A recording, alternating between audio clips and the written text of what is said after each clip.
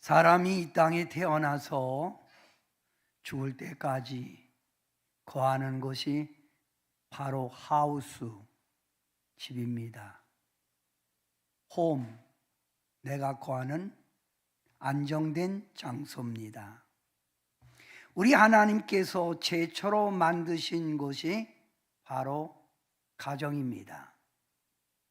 그래서 가정은 행복한 처소이고 삶의 진정한 안식처고 사랑의 실천 장소입니다. 한마디로 말하면 가정은 인간 사이에서 처음 만나는 작은 사회 집단입니다. 성도 여러분, 이 작은 사회 집단, 가정에서 적응하지 못하면 그 사람은 어디에 갖다 놓아도 어디에 있어도 적응하기가 어려운 것입니다.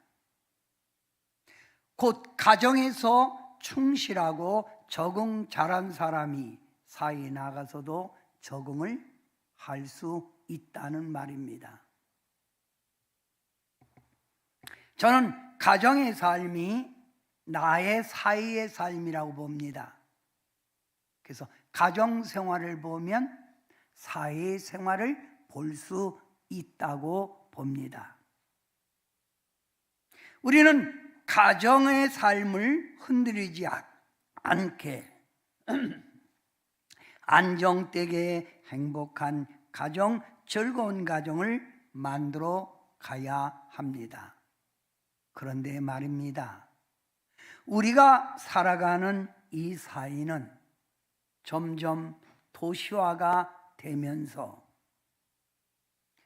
또한 산업화의 발전으로 인하여 개개인들이 외로워지고 있습니다. 이제 앞으로 자율 자동차가 나오겠지요. 저 중국과 선진국들은 이미 시행 운행을 하고 있습니다. 자율 운행, 운전수가 필요 없다는 거예요.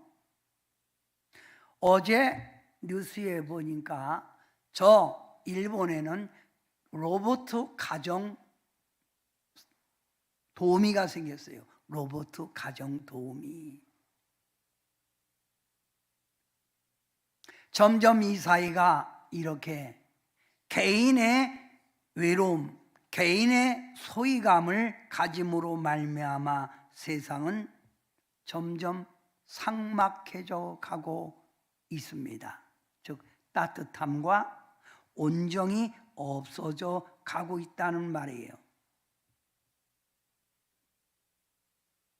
지금 우리의 사회는 인간 소위 현상, 쉽게 말하면 직장에서도 그렇게 많은 사람이 필요하지 않아요. 이제 자동화가 됐기 때문에 인간 소위 현상과 생존 경쟁의 몸부림침으로 살아가는 삶이기에 우리들의 오늘의 가정은 흔들리는 가정, 불행한 가정이 점점 많아지고 있다는 겁니다.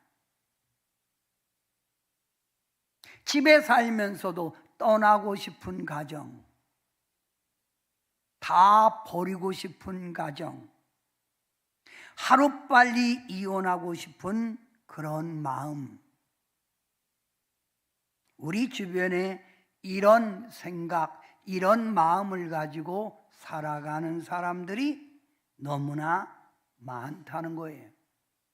우리 옆에 성도에게 한번 인사해 봅시다. 당신의 마음은 어떻습니까? 시작. 네. 마지못해 살고 있어. 나도 동감해. 그런데 실행을 하지 못해서 그래. 이런 사람들이 우리 주변에 있다는 말이에요.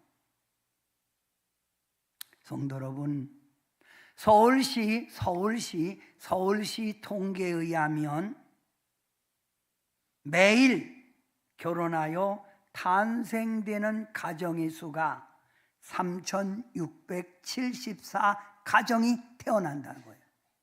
매일 결혼해서 태어나는 가정, 서울시만. 그런데 매일 이혼하는 가정이 2,350개 가정이 이혼을 하고 있다는 거예요.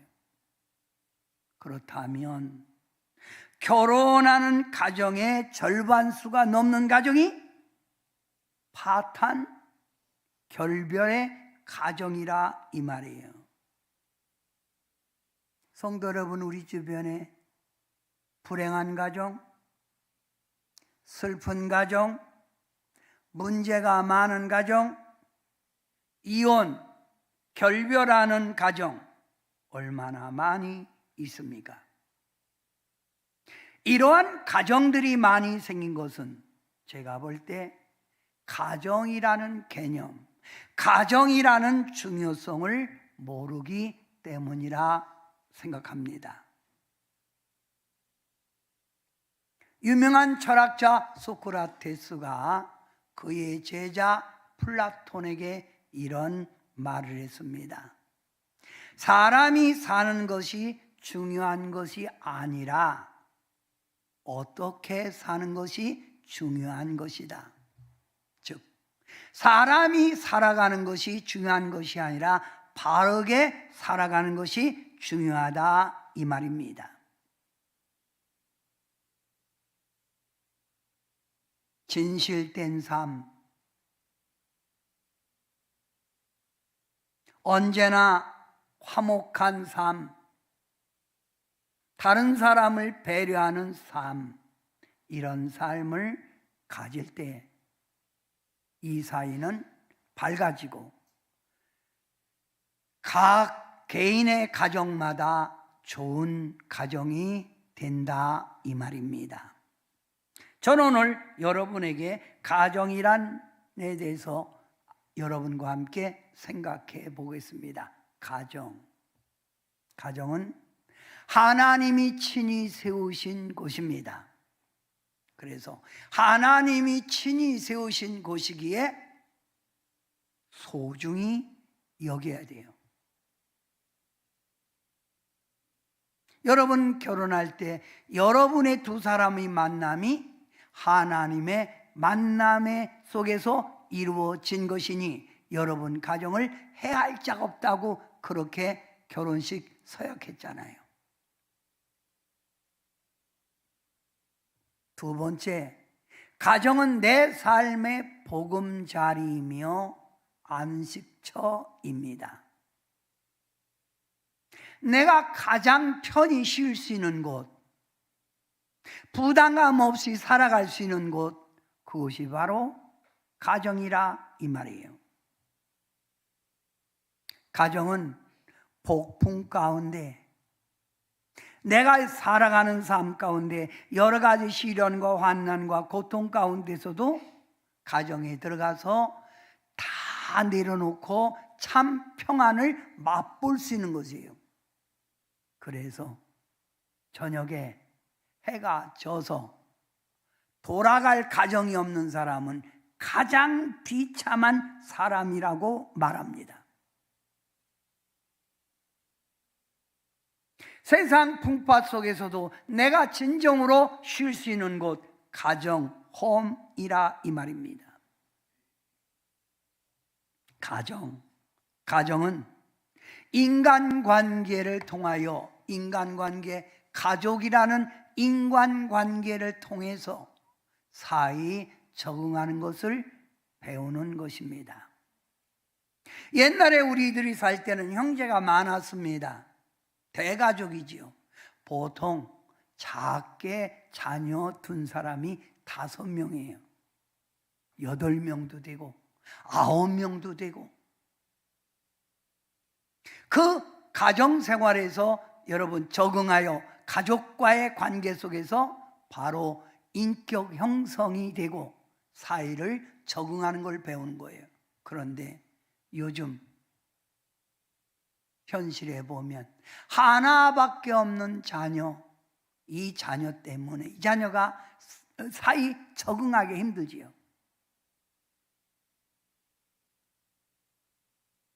학교에서 선생님에게 꾸중 들었다고 옥상에서 뛰어내리는 거, 이거 다 가정에서부터 인간관계 형성을 배우지 못한 거예요. 가정, 하나님의 축복을 누리고 하나님 영광 돌리는 곳이 가정입니다.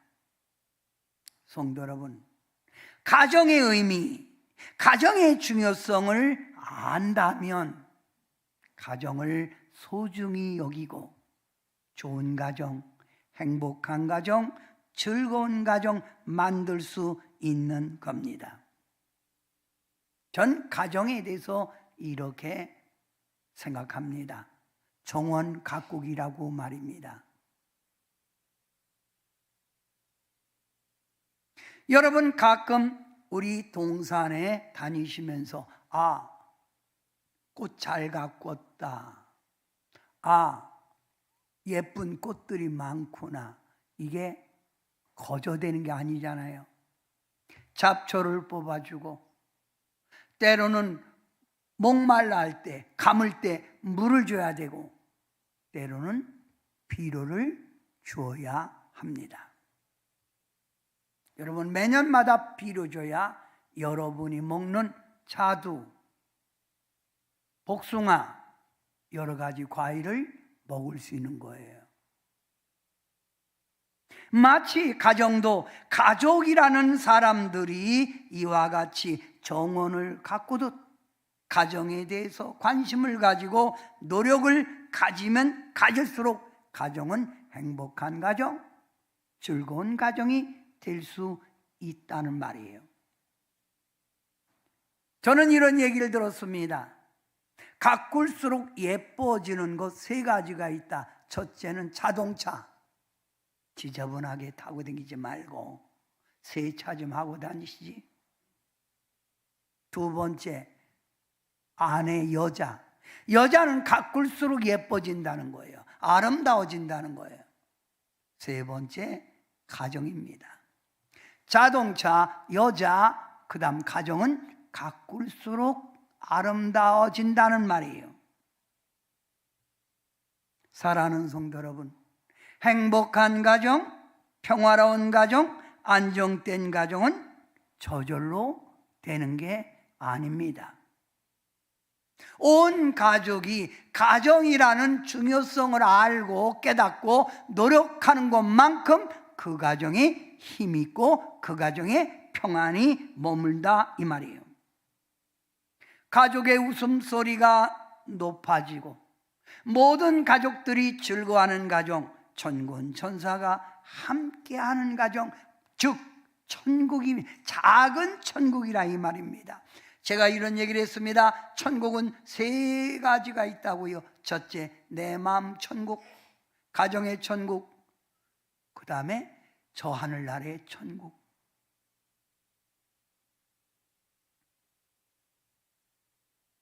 우리나라에서 범죄인 가운데, 죄 지은 사람 가운데 가장 중형으로 사람을 다스리는 그런 죄가 있는데 그 죄가 뭐예요? 가정 파기범이에요. 무조건 가정 파기범은요 중형으로 다스립니다. 그만큼 가정이 중요하다는 거예요. 가정이 튼튼하고 건강해야 사이가 밝아지는 거예요. 가정이 건강하고 안정돼야 나라가 부강한 나라가 될 수 있는 거예요. 사랑하는 성도 여러분, 가정의 중요성을 가족이 알고 부부가 알아야 됩니다. 여기 그림 보면 비 오는 날 남편은 지금 니아까를 끌고 아내는 남편 비 맞을까 봐 지금 비 맞이를 하고 있잖아요. 서로 협력하는 모습, 아껴주는 마음, 이게 바로 행복한 삶이 아닙니까? 저는 우리 아내와 함께 또 장모님을 모시고, 얼마나 장모님이 좋아하신지 몰라요. 장모님을 모시고 딸과 함께 4명이 저 강원도 쪽을 한번 여행을 떠났어요. 2박 3일 쭉 돌았어요. 그런데 가다 보니까 옛날에 다녔던 기차 위에 그 모노레일이라고 그래, 그걸로, 예? 딱 사람이 2사람이 타는 곳이 있고 4사람이 타는 그게 있어요. 그래서 탔어요. 타고 쭉 발을 조지며 가는 거예요. 가는데 이게 오르막 있고 내리막 있고 오르막 있고 내리막이 있어요. 그런데 여러분, 오르막 할 때, 줬을 때 열심히 줬잖아요. 2사람은 그냥 앉았잖아요. 뒤에서 두 옆에 아내가 붙는 거예요. 그런데 빨리 좀 져서 힘들어 죽겠네. 이 같이 밟아줘야 나가는 거예요. 그죠? 가족도 마찬가지예요. 온 가족들이 함께 행복이라는 발판을 밟고 갈 때 그 가정은 행복할 수 있다 이거예요. 성도 여러분, 제가 저 강원도 강릉시에 갔더니 경포대 해수욕장 있잖아요. 그 경포대 해수욕장에 가보니까 2사람이 타는 자전거가 있는 거예요. 자전거는 혼자 타는 게 아니라 2사람이 타는 거예요. 이 2사람이 탈 때 저 앞에 있는 사람 핸들만이 조정이 되지 뒤에 사람은 핸들이 없어요. 이렇게 있긴 있는데 잡고 가는 거예요. 만약에 뒤에 사람도 핸들이 있으면 남편 이렇게 꺾는데 아내가 이렇게 꺾으면 어떻게 될까요? 넘어지죠.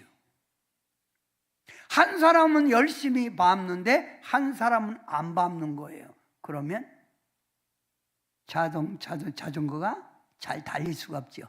열심히 호흡을 맞춰서 달리는 거예요. 같이 밟아주는 거예요.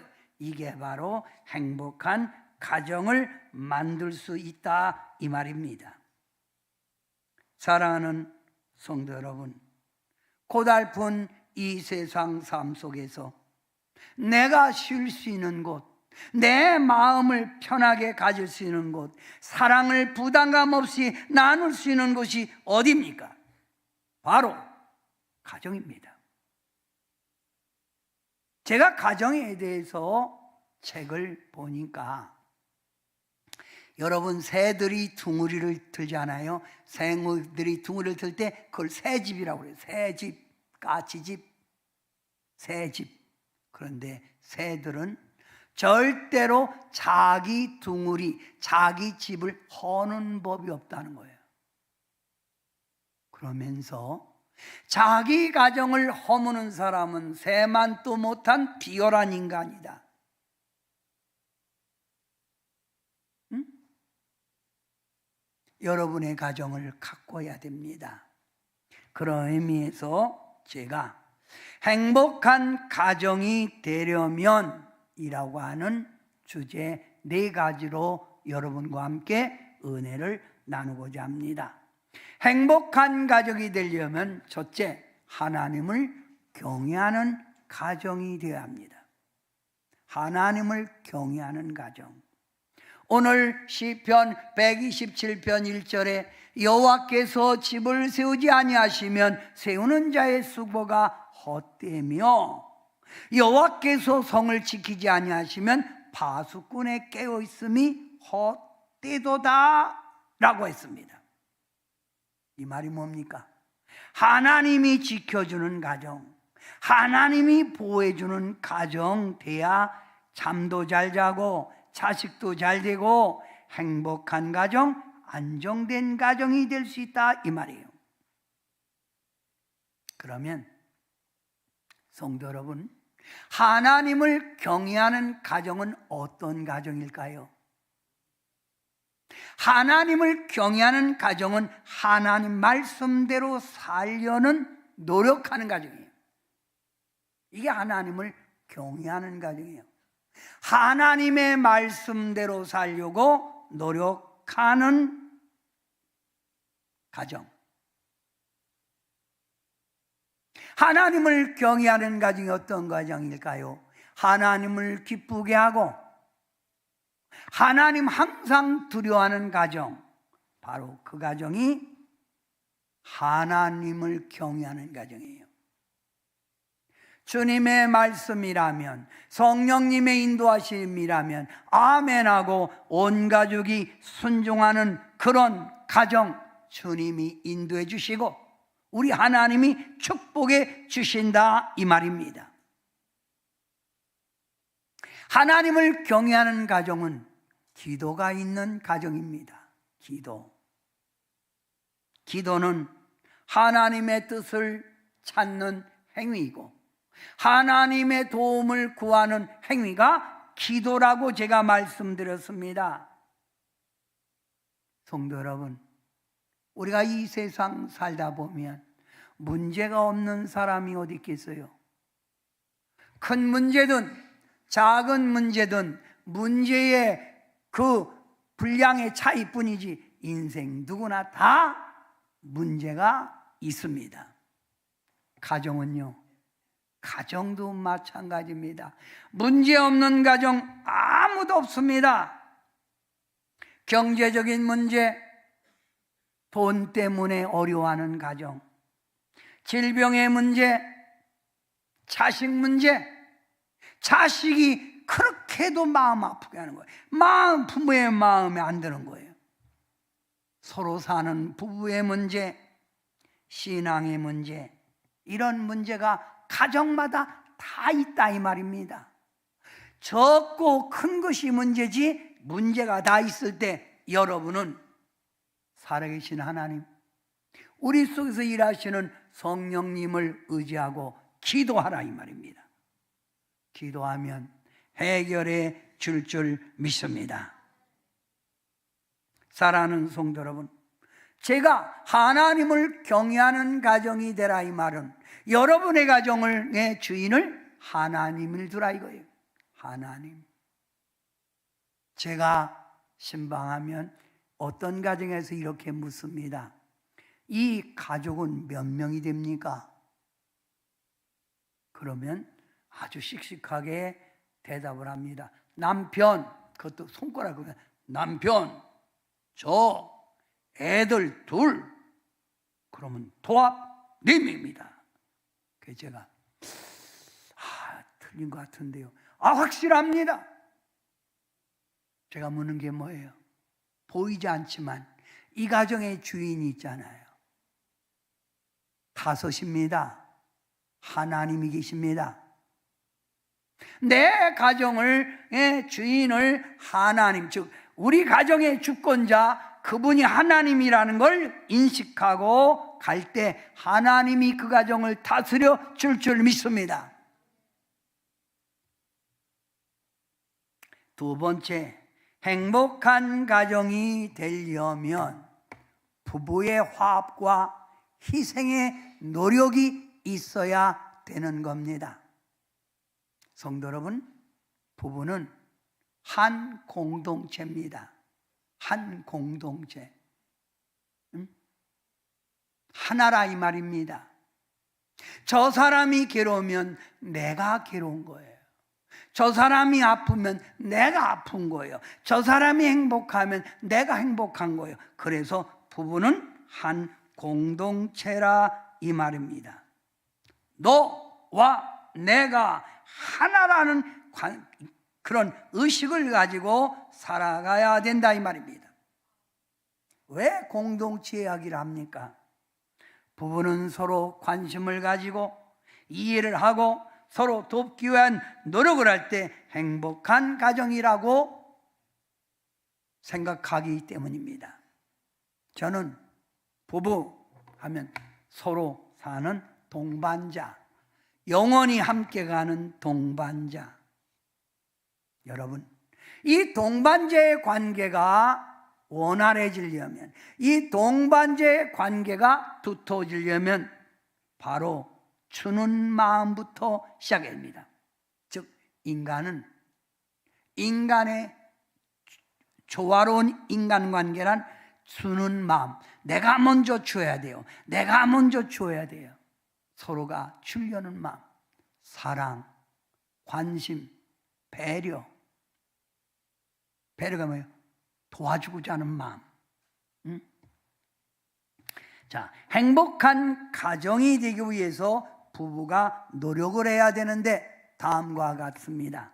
첫째, 삶의 공동체 목표를 정하고 서로 노력해야 합니다. 즉, 삶의 공동체 목표가 뭡니까? 여러분 가정은 가훈이 있습니까? 가훈. 우리 가정은 이렇게 해서 돈 번다, 집 산다 이런 목표 말고요. 좀 높게 가훈을 선택하세요. 저는 우리 가정은 하나님을 높이는 가정. 둘째, 사명을 감당하는 가정.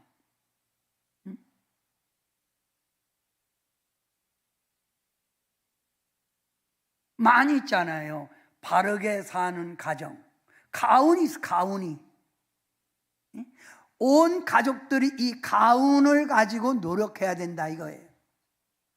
두 번째, 부부의 행복엔 서로의 허물과 잘못을 비판하지 말고 감싸 주어야 합니다. 여러분, 처음에 살 때는 다 예뻐 보이고 좋지요. 그런데 한참 살다 보면 10년, 15년이 지나다 보면 뭐가 생겨요? 권태감이 있어요. 권태감. 보지 못했던 단점, 보지 못했던 약점들이 상대방에게 보인다 이 말입니다.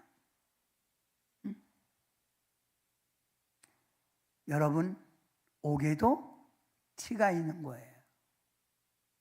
자, 남편이 아내에 대한 단점을 갖고 자꾸 여러분 비판하고 지적하면 부인은 남편에게 없는 줄 아세요? 있지만 참는 거예요. 그래서 남편이 뭐라고 하면 부인이 속으로 너는 이렇게 얘기하는 거예요. 서로 성도 여러분 배려라는 말이 뭡니까? 배려라는 말은 이해하고 관심 갖고 아끼는 게 배려입니다. 배려하는 마음이 없으니까 자꾸만 상대방을 헐뜯고 자꾸만 상대방을 지적하는 거예요. 그러다 보면 결국 부부는 마음의 상처에 골이 깊어지는 거예요. 행복한 부부가 되려면 애정 담긴 대화와 표정으로 서로를 공감해야 돼요. 여러분, 우리 나이가 들은 사람들은 말입니다. 부모님 앞에서 여보, 자기 이런 소리 잘 안 했잖아요. 쑥스러워서. 있는데도 안 불렀단 말이에요. 근데 지금 젊은이들은 자주 부르잖아요. 어떤 사람은요, 여보가 아니라 오빠. 그 나는 동생하고 사는 줄 알았어. 오빠. 자기. 그리고 자주 묻잖아요. 요즘 젊은이들은 나 사랑해? 묻잖아. 그러면 남편이 여러분 사랑스러운 눈으로 그럼 이렇게 하면 되는데 왜 묻냐 그건. 이러면 안 되는 거예요. 가끔 서로가 애정 담긴 대화를 나눠야 돼요. 대화를 나눠야 돼요. 그리고 서로 표정을 나눠야 돼요. 표정을 나눠야 돼요. 옆에 사람이 잠을 자는데 코를 넘어걸어. 그러면 그걸 자장가로 들어주세요. 어메 자장가네. 에이씨 해도 너무하는 거 아니야 이거. 그거 옆방으로 가지 말고. 행복한 가정이 되려면 부부가 만드는 건데 여러분 분노, 감정을 폭발해서는 안 돼요. 분노, 혈기 이거 안에서 여러분 요즘은 잘못 건드렸다는 여러분 제가 유튜브에 보니까 어떤 남편이 술만 먹으면 와서 부인을 때리는 거예요. 응? 그래서 5년간 맞고 살았대 가끔. 그리고 막 폭언도 하고 병신 같은 게 막. 그럼 병신 같은 거라면 저도 병신 같은 거 사는 거예요. 병신이요. 그런데 5년 딱 되고 나서 이 부인이 딱 때리는 남편에게 탁 맡으면서 하는 말이 뭐냐면 너 한번 오늘 나한테 맞아 볼래? 그러는 거예요. 그러니까 이 남편이 뭐 이게 돌았나? 야, 내가 지금까지 가정을 지키라고 참았어. 근데 너 이거 안 되겠다. 좀 맞아야 되겠다. 그리고 그날 얼마나 두들겨 팼는지 입원했어요. 알고 봤더니 그 여자가 특공대 출신이야. 여러분, 우리 지금 연약하게 보이지만 한수진 전사가 태권도 4단이요, 4단. 잘못 건드리면 가는 거야.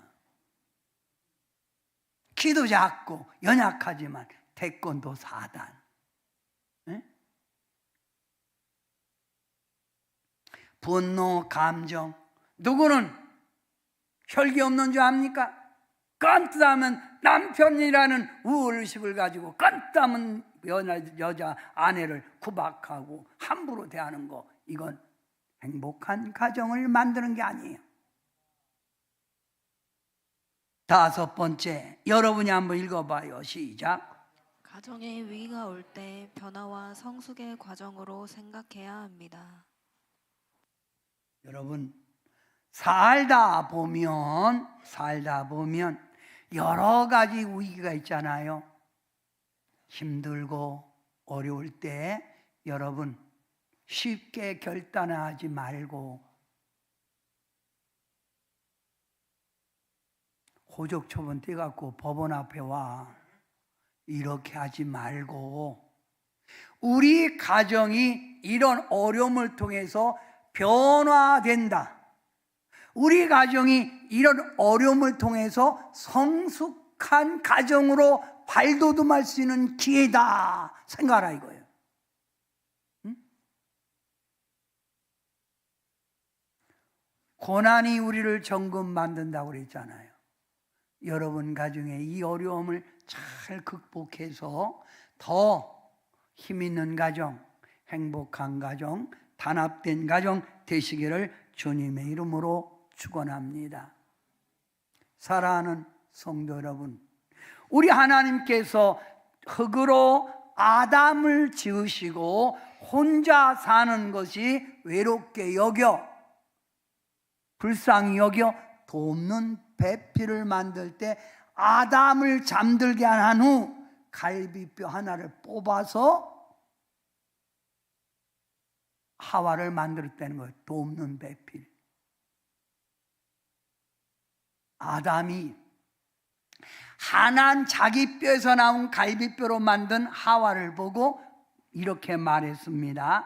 창세기 2장 23절.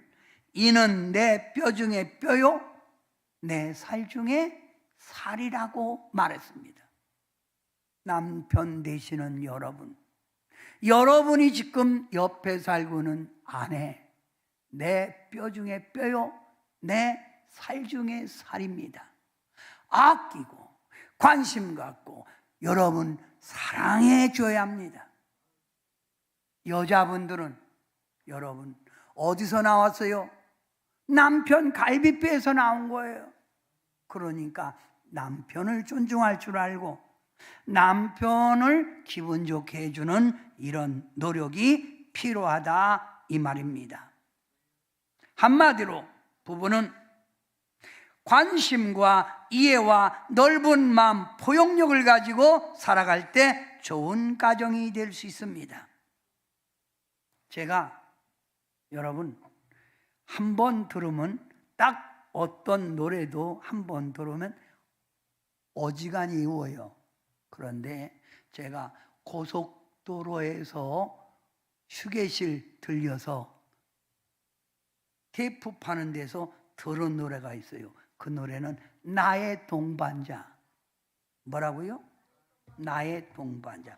당신은 나의 동반자, 영원한 나의 동반자. 당신의 만남이 내 생애 최고의 선물이에요. 자, 여러분, 부부끼리 앉아있으면 서로 쳐다보고 한번 하시죠. 당신은 나의 동반자. 왼수가 아니라 동반자래. 동반자. 왼수가 아니라 동반자. 응? 우리 서홍원, 우리 안수 집사님이, 우리 최영미 권사님 우리 보고 당신은 나의 동반자, 영원한 나의 동반자. 당신의 만남이 내 생애 최고의 선물. 왼수가 아니라 최고의 선물이었다. 한번 해보세요.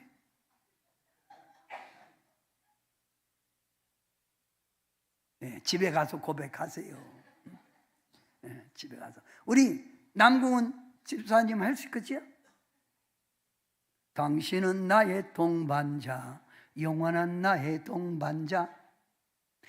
당신의 만남은 나의 생애 최고예요. 사랑해요, 당신만을. 여러분, 할렐루야. 동반자는 하나라는 말이에요. 하나. 여러분,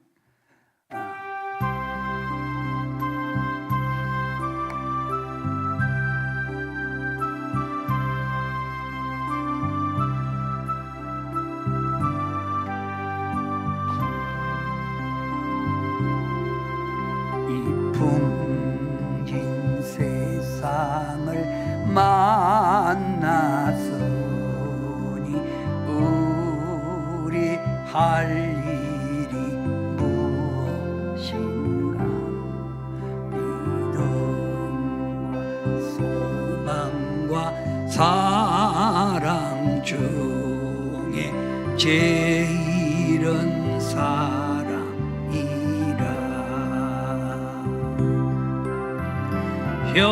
형제여 서로 사랑하자. 우리 서로 사랑하자. 사랑의 주님 계명 지켜 힘써서 사랑하자.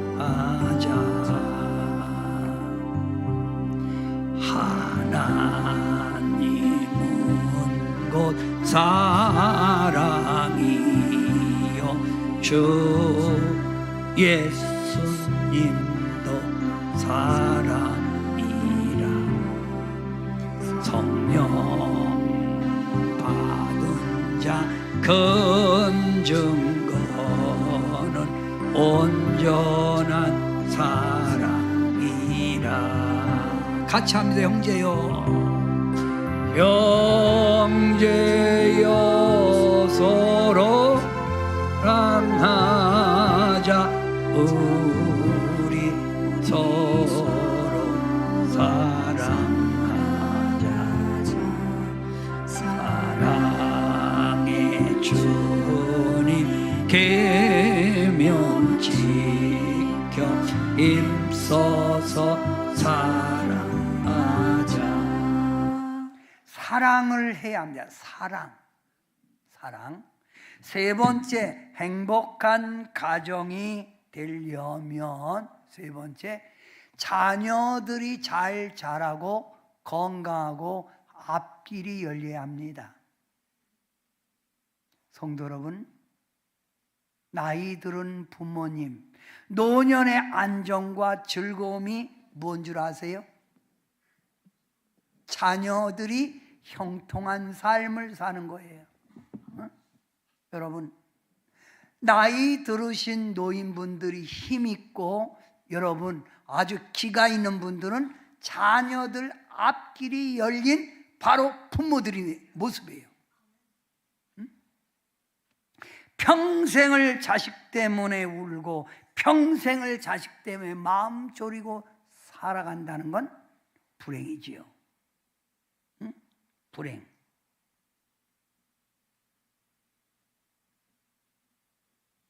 우리나라 속담 가운데 이런 말이 있어요. 자녀는 럭비공, 골프공과 같다. 럭비공. 내가 저쪽으로 딱 던졌는데 이 공이, 럭비공이 이렇게 동그란 게 아니라 이렇게 돼 있잖아요. 그래서 이게 떨어질 때 어떻게 떨어져서 어디로 갈지 모른다. 골프 칠 때 목표물이 있거든요. 그 목표물을 향하여 분명히 자기는 딱 때렸어. 그런데 이게 목표물이 아니라 싹 딴 데로 와서 오비 바깥으로 나간 거예요. 여러분, 자식 낳고 자식들 잘 되라 소원하는 게 부모의 마음이지요. 그런데 말입니다, 자녀는 부모가 바라는 대로 잘 되는 게 아니에요. 여러분의 자녀가 진실로 잘 되기를 원하신다면 하나님을 의지하게 해야 한다 이 말입니다. 즉 내 자녀의 삶을 하나님이 통치해야 된다 이 말. 통치.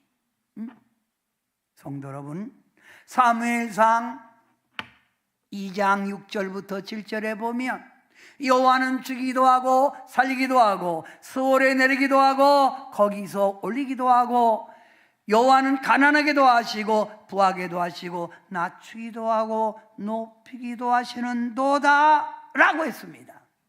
이 말은 인생의 삶을 좌우하시는 분이 하나님이라는 걸 말하고 있다 이 말이에요.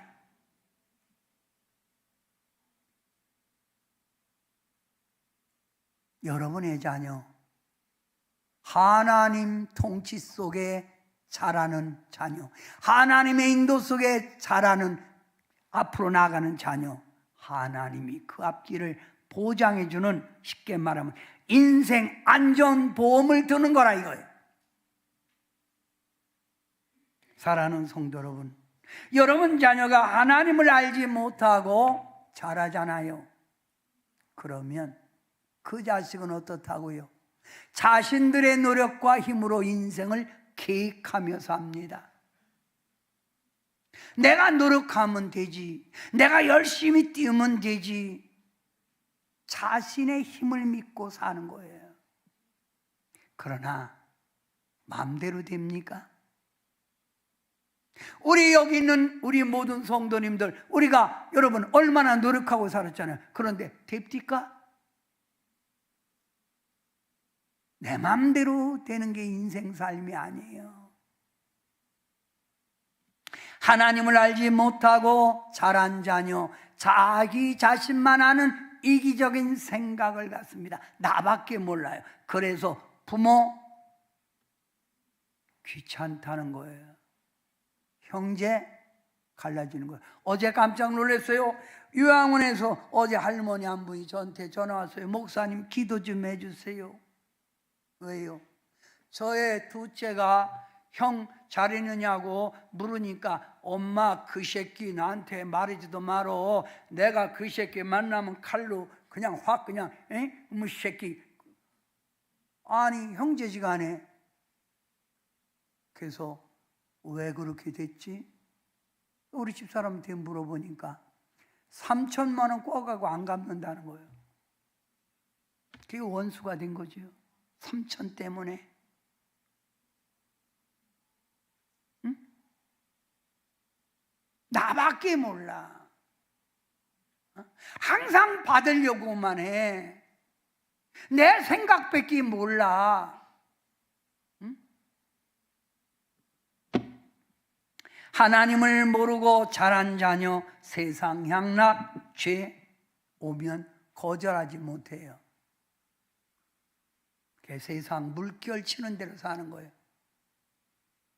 죄에 대한 두려움이 없잖아요. 삶에 대한 목표가 온통 세상 거예요. 여러분, 인생은 하루를 살아도 삶의 의미를 가지고 살아야 되는 거예요. 세상 거에만, 여러분 이번에 저는 좋아하는 여러분 배우 누구예요? 이상용 씨. 얼마나 재치가 있어요. 뽀빠이. 시금치 먹어라 뽀빠이. 그 뽀빠이 씨가 81살에 갑자기 심장 정지로 하늘나라에 갔어요. 세상 거에 매여 살다가 갑자기 죽으면 어디 가려고? 하나님을 모르고 자란 자녀, 삶에 대한 목표가 온통 세상 것만 본단 말입니다. 그리고 그들은 인생의 풍파기가 오면 실의, 좌절, 절망, 실의, 좌절 단계가 뭐예요? 술을 먹는 거예요. 자기 감정대로 사는 거예요. 내가 뭐 망하면 얼마나 더 망한다고? 이렇게 사는 거예요. 사랑하는 성도 여러분, 여러분의 자녀 신앙 교육을 시켜야 합니다. 하나님을 알게 하래요. 그러면 대부분 여러분은 지금 현재 다 자녀들이 장성했지요. 아무리 자녀가 장성했어도 내 자식이에요. 내 자녀가 아무리 커도 내 자녀예요. 그러면 여러분 자녀가 장성했어도 말해야 돼요. 하나님 두려워할 줄 알고 하나님께 뜻대로 살아야 되고 하나님 의지하고 살아라라고 가르쳐야 된다 이 말이에요. 응? 더 늙어서 후회하지 마십시오. 어리다 장성하다는 어릴 때는 좀 다루기가 쉽지만 장성하면 다루기가 힘들죠. 그래도 가르쳐야 돼요. 응? 머리빼기 컸다고 부모 말 안 듣는다. 그건 자녀의 도리가 아니에요. 응? 제가 우리 큰 아들 며느리가 와서 우리 작은 아들도 주고 딸도 줬지만 큰 아들이 와서 저에게 어버이날 먼저 왔어요. 와서 용돈을 주고 이렇게 봉투에 넣어서 제가 그랬어요. 얼마냐? 얼마냐? 물은 거예요. 응? 응. 그전에는 얼마냐고 뜯어서 봤어요. 그 자리에서. 응? 그러니까 아버님 정성껏 넣었어요. 아버님 아버님 왜 그러세요? 그냥 그 편지가 더 중요해요. 편지가 더 중요하다고. 응? 제가 왜 얼마냐고 물어본 줄 아세요? 내가 그 자녀 키울 때는요, 여러분 돈이 그 자녀에게 들어가는 액수에 관계없이 그 자녀 키웠어요. 그런데 너는 내게 뭘 주느냐 이거예요. 제가 우리 김한영 목사에게 이런 얘기를 했어요. 너 야죽이 나에게 용돈 안 주면 니네 집 안방 가서 나 누울 거요. 어렸을 때는 계약서 쓰자. 계약서 쓰자. 그랬더니 지금은 그 계약서 쓰자는 말 안 해봤는데 한번 해봐야 되겠어요. 자, 부모가 자식에게 가르칠 것, 내 자식이라면 내 몸에서 나온 내 자식이요. 내 자식이 가르칠 것 바로 뭐요? 네 가지예요. 첫째, 창조적 신앙교육. 이 말이 뭐예요? 하나님이 세상을 창조했다. 구속적 신앙교육. 하나님이 역사를 주관하고 인생을 통치하고 계시다. 야, 하나님이 내 인생 주관해. 하나님이 부르면 너 끝나는 거예요. 삶의 바른 목적, 인생 삶을 바르게 살아. 돈 때문에 양심 팔아먹고, 돈 때문에 형제가 전에 갈라지고, 삶의 바른 목적, 너희가 왜 살아가야 되는가를 가르치란 말입니다. 여러분, 제가 서울 붕에 갔다가 돌아오는 길인데 버스를 탔어요. 고속버스를. 그런데 마침 제 옆에 있는 분이 바로 노인 할아버지예요. 그 이 할아버지가 혼자 독백, 혼자 고뇌 말을 하는 거예요. 내가 참 새끼들 키운 거 그 돈 생각하면 지금 고기로 이빨 쑤시며 살아도 살 텐데, 저는 고기로 이빨 쑤시는 건 처음 봤어요. 그게 궁금하잖아요, 그게. 그래서 어르신 무슨 문제가 계세요 했더니, 아이 내가 내 아들 미국 유학 보내갖고 논다 팔고 밭 팔고 그래서 대줘서 이놈이 지금 서울에 와갖고 닥터 의사가 됐다는 거예요. 어? 그런데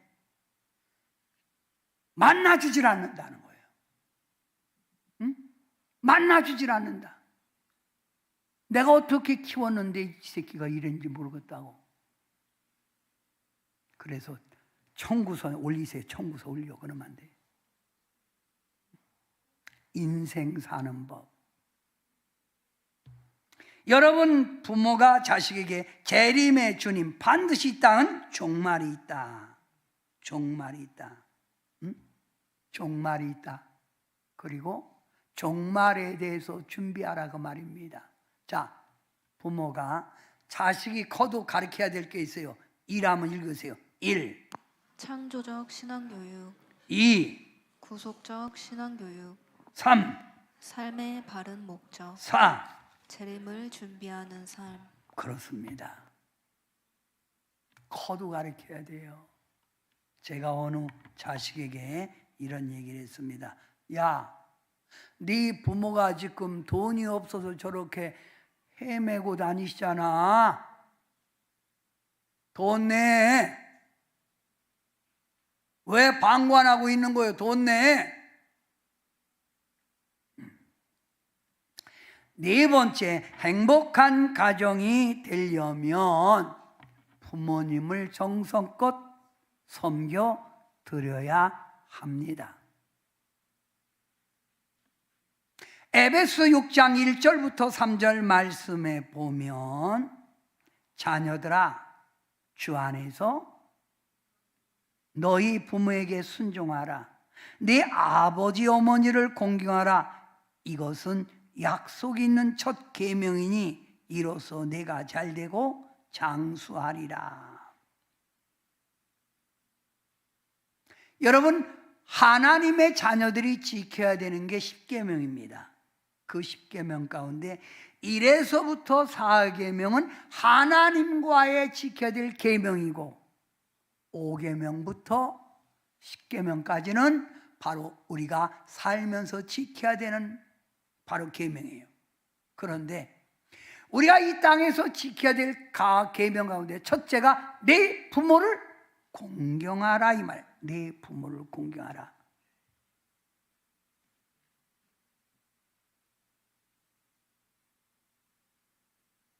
사랑하는 성도 여러분, 부모님이 누구십니까? 자, 앞을 보세요. 부모님은 이 세상에서 나를 태어나게 해주신 분이 바로 부모님이에요. 나를 그분 없으면 내가 태어나지 않았다 그 말이에요. 응? 부모님이 누구예요? 부모님. 어머니, 아버지 누구예요? 나를 낳으시고 나를 기르시고 온갖 정성과 희생으로 사랑해 주시면 그분이 있기에 내가 존재한 거예요. 지금 그분이 있기에 여러분이 지금 잘 살고 성공한 거예요.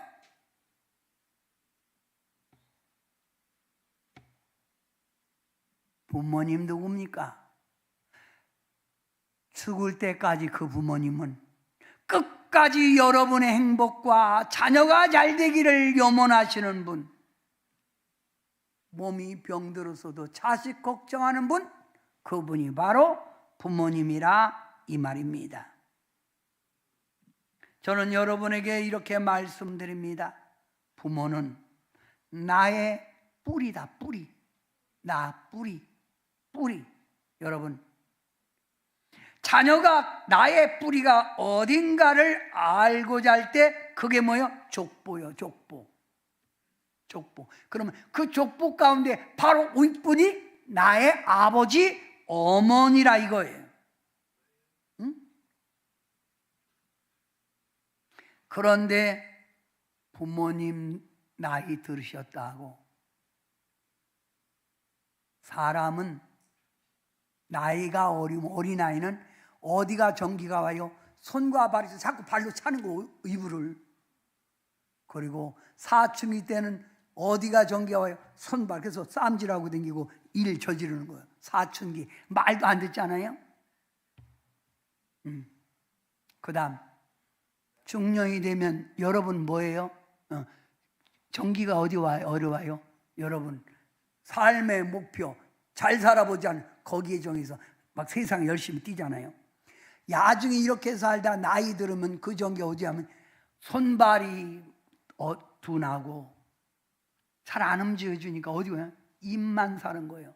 나이 들으면 입만 사는 거예요. 그래서 말이 많은 거예요. 말이 많을 때 여러분 내 뿌리라는 걸 알고 부모님을 무시하고 없이 여기지 말고 그냥 들어주라 이거예요. 들어주라. 가끔 저에게 상담하러 오시는 분이 있는데 이 상담하시러 오는 분 가운데 나에게 인도받으러 온 게 아니라 자기 얘기만 해. 그럼 그냥 듣고 있는 거예요. 그리고 더 이상 할 말 없습니까? 자기가 말하다가 자기 해다 보도 끝나시오. 그리고 가요. 응?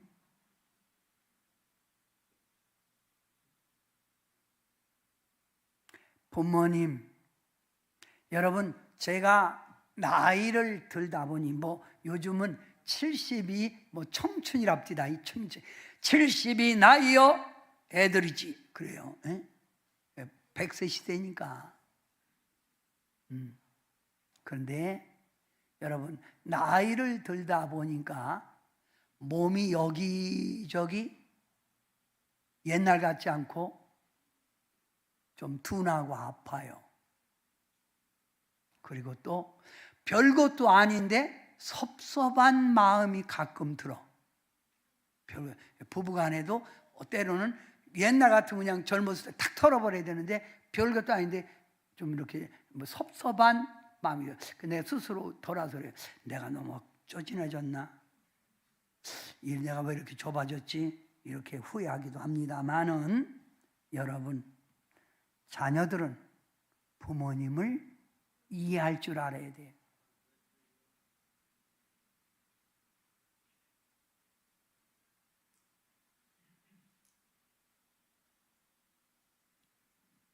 제가 왜 자녀에게 큰 며느리에게 아들에게 왜 물을까요? 얼마냐? 왜 물을까요? 주는 대로 받지. 에? 모처럼 내게 주는데 야 형식적으로 넣지 말라 이거예요. 너희들 아파트 얻을 때 누구 돈으로 얻었어? 누구 돈으로 샀어? 내가 줄 때는 크게 줬는데 너희들은 내게 줄 때 요만큼 주고 생색내냐? 많이 달라. 그 말 뜻이지요. 이 말을 왜 하는 줄 아세요? 여러분 부모님에게 잘해드리세요. 쿨하게 쓰세요. 나가서 친구들하고 쓸 때는 팍 쓰고 부모님에게는 5만 원, 10만 원 넣고 입 싹 닦지 말고 그건 형식적이요. 요즘 우리 손녀딸에게도 5천 원짜리 안 줍니다. 10,000원짜리도 잘 안 줘요. 왜냐하면 딱 쳐다봐요. 이렇게 10,000원짜리, 5만 원짜리 알아요. 그래서 5만 원 줘요. 5만 원. 그래야 손녀딸들 쭉 오잖아요. 오면 제가 손녀딸들 불러서 그냥 애들 간다면 얼굴이 벌써 틀려. 근데 할아버지 집 가자 그러면 알아. 그래서 다 준비한 대로 손녀딸들에게 용돈을 줘요. 그러면 주고 나면 조금 있으면 달러. 할아버지 그러고 열어봤지. 나이 들으니까 손자, 손녀들에게도 점수 따는 건 베푸는 거더라고. 그러면 나이 들었는데 어디서 소득이 와야 베풀 거 아니에요. 나가서 친구들에게 밥 사줘야 될 거 아니요. 그러면 너는 어디서 돈 벌어? 여러분이 줘야 돼. 부모님을 줘야 된단 말이에요. 팍팍 쿨하게 드리란 말이에요. 왜 아멘도 않고 그렇게 앉았어요?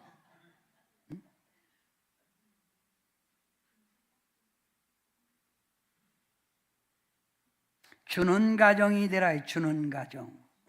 아멘.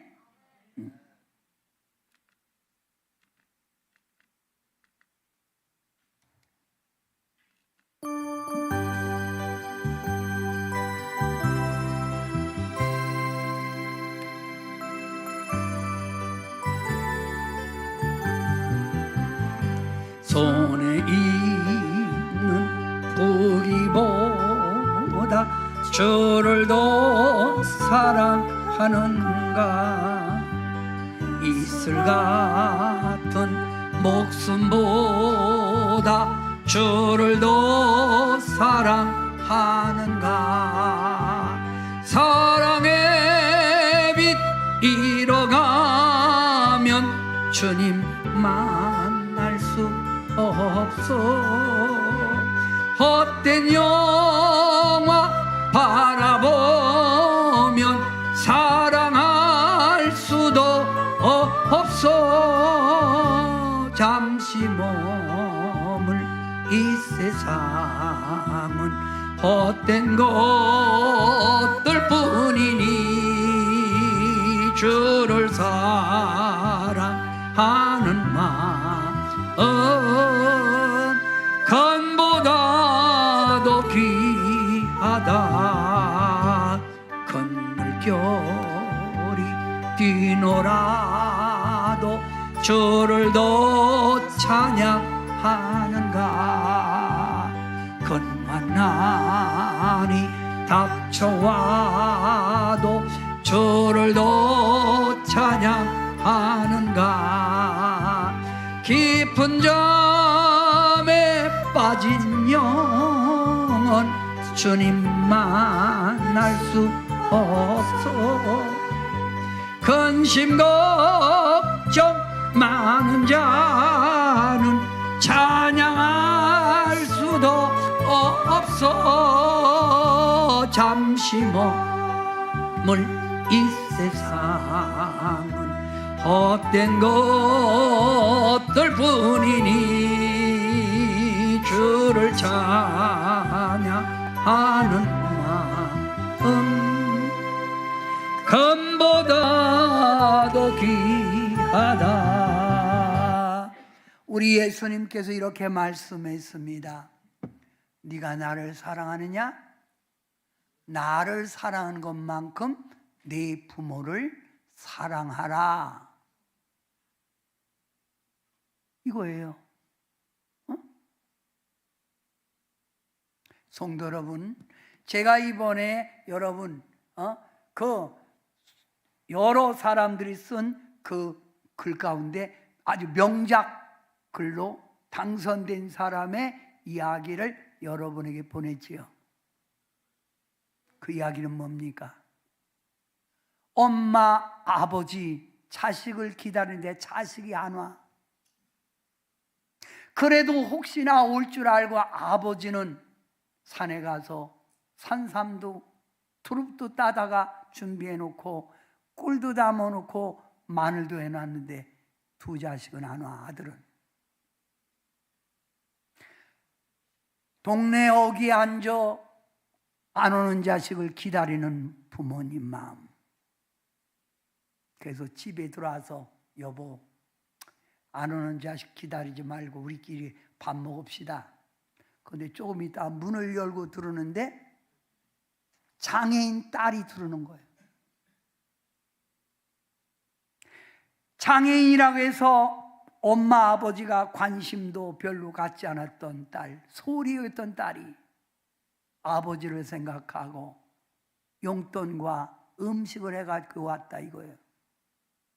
아버지 엄마 하는 말, 미안하다. 너에게 해준 것도 없는데. 성도 여러분, 자식은 부모님에게 받아서만이 효구하는 게 아니에요. 우리 유평창 장로님이 지금 나이가 75세예요. 호적으로 하면 74세고.